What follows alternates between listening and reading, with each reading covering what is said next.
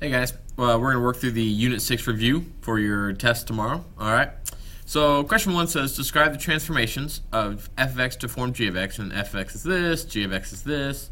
Okay, so there's two transformations. We have an extra minus 2, and we have an extra 3. Alright, this minus 2 is subtracting 2 from the overall function, so that just simply means down 2.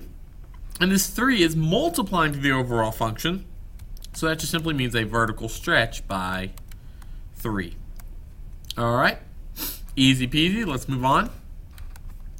Okay, I don't know why this thing's being a pain at the moment, not letting me, come on now. Okay, let's do this. What? Okay, hold on, there we go.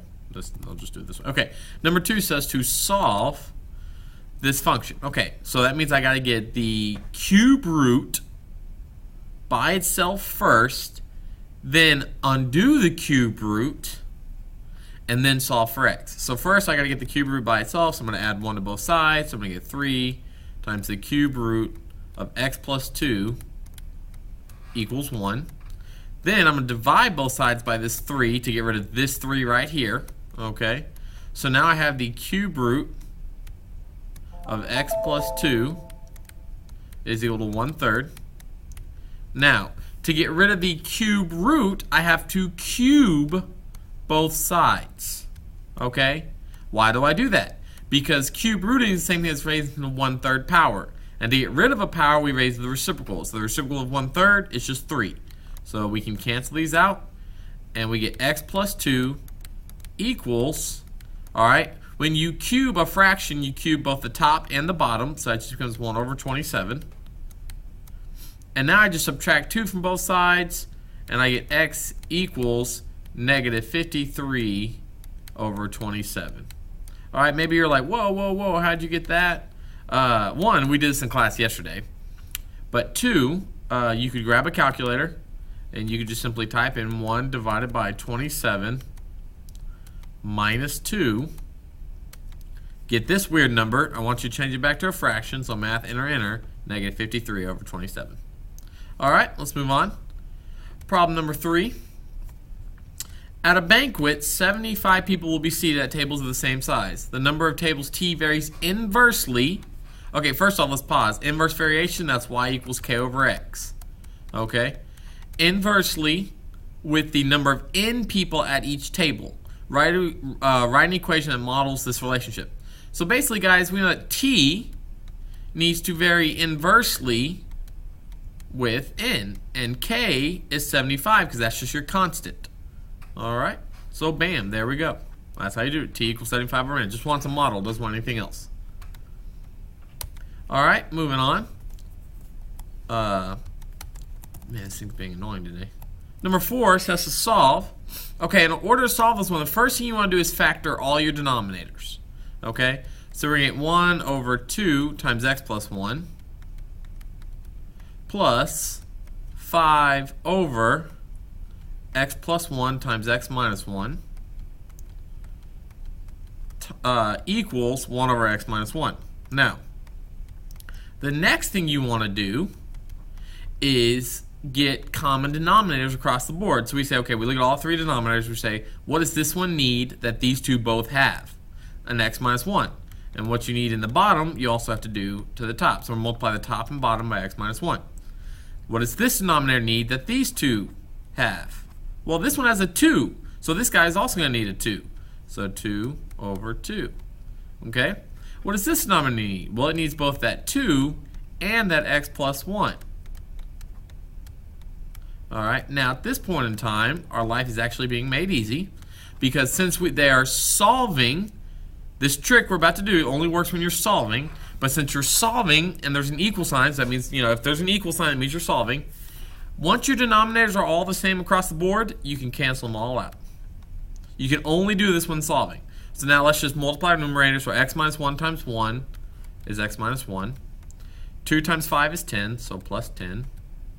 Equals, that's 10, not 16. 1 times 2 times x plus 1 is just simply 2x plus 2.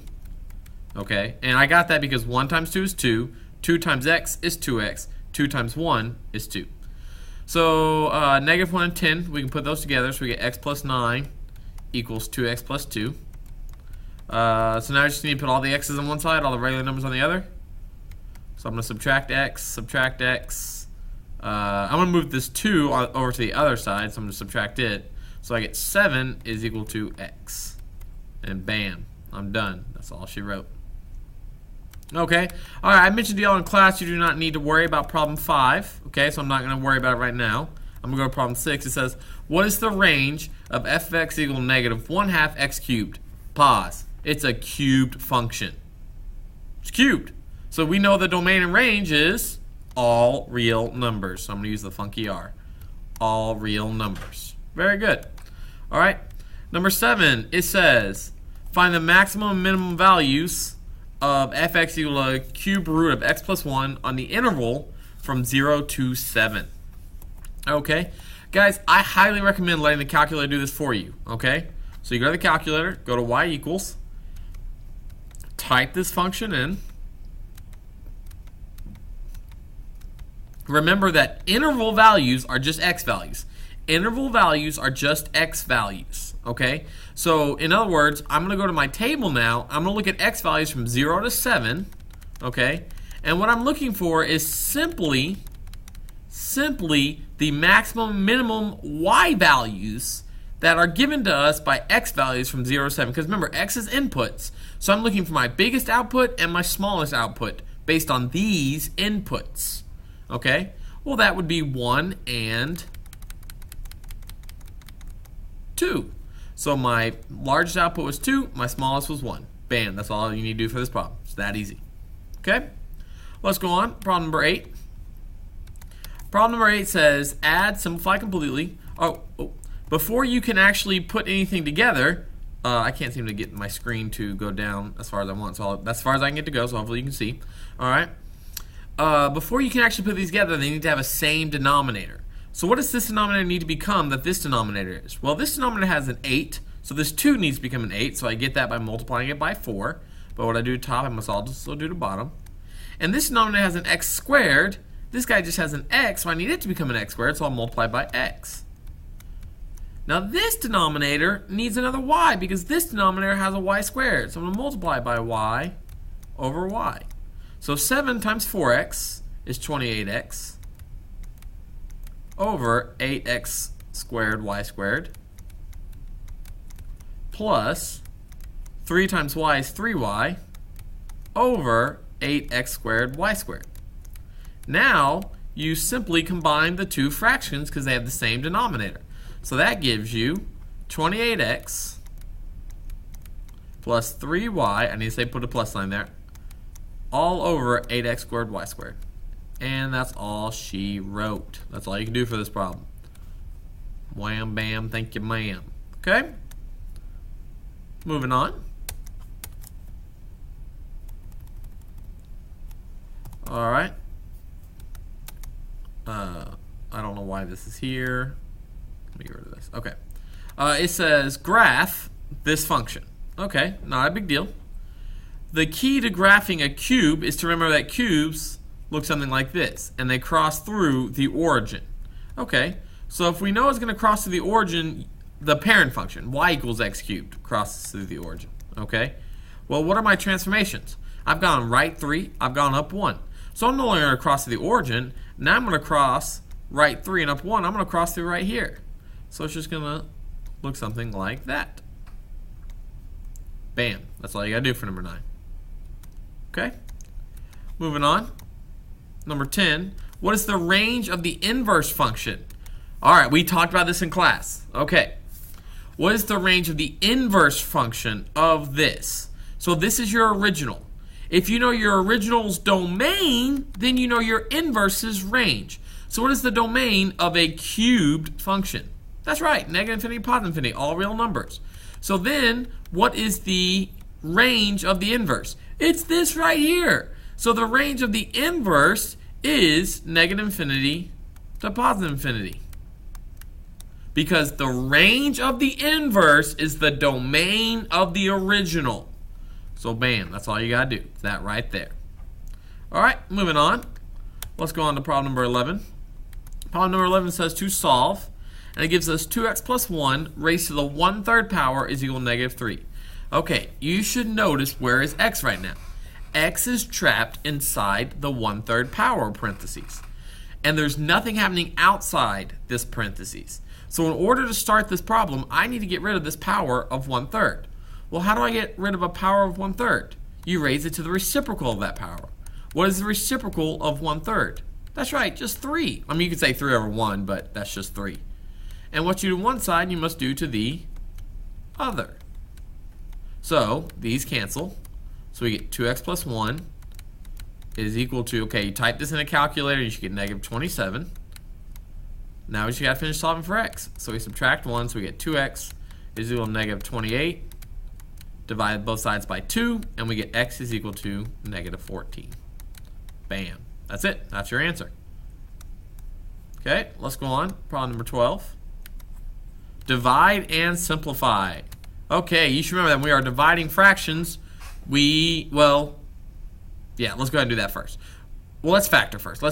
I'm sorry. Let's factor everything first. Anytime you're kind of dealing with fractions and you can factor, you should. So you can tic-tac-toe this, and you'll get x plus 1 times x plus 1. All right. Divided by 3x over, you can tic-tac-toe this as well, and you'll get x plus 1 times x minus 1. All right.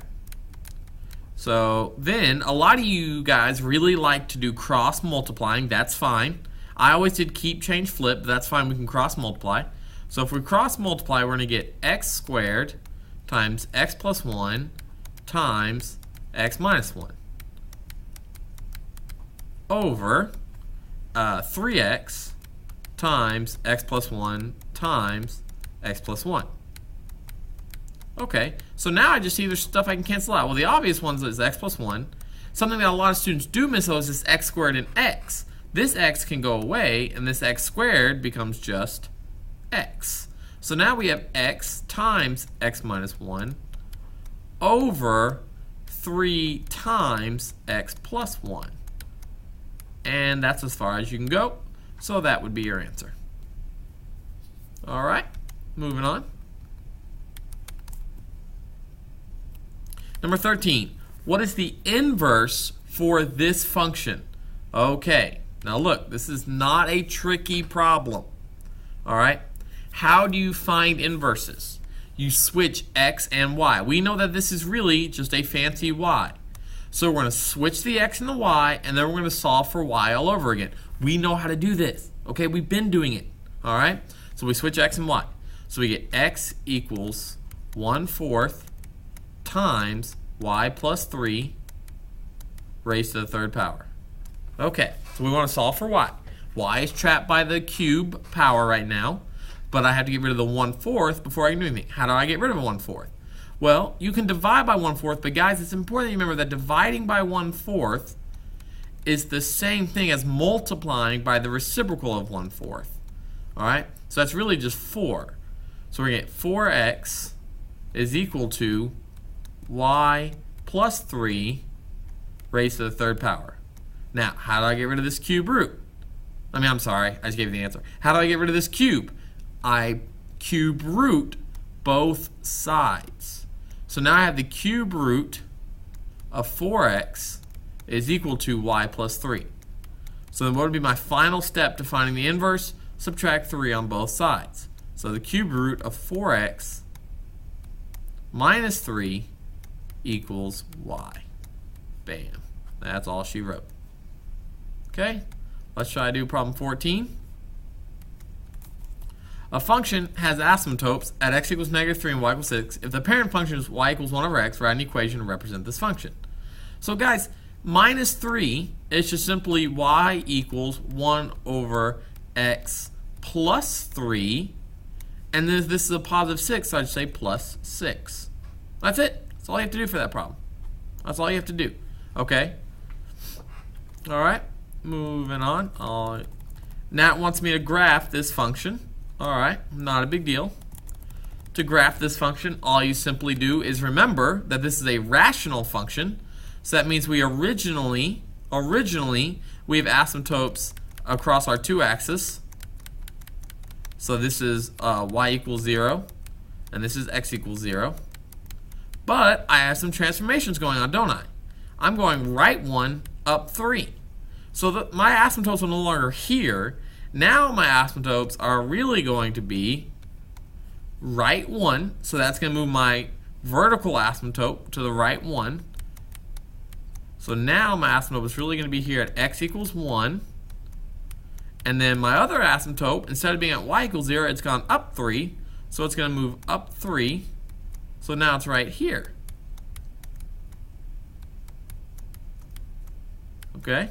And bam, there is my setup for this function. There's where my asymptotes are. So now you just got to remember that the rational function is in the top right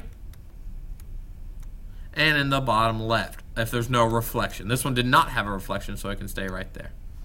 Okay? Alright guys, that's all the questions. I tried to go fast because I know long videos kind of get boring. Please let me know what questions you have. Send me an email, send me a remind. Alright, remember Friday morning I will not be available for tutoring because I'll be in AP exam. So if you need help, definitely come by this afternoon. Alright, thanks guys.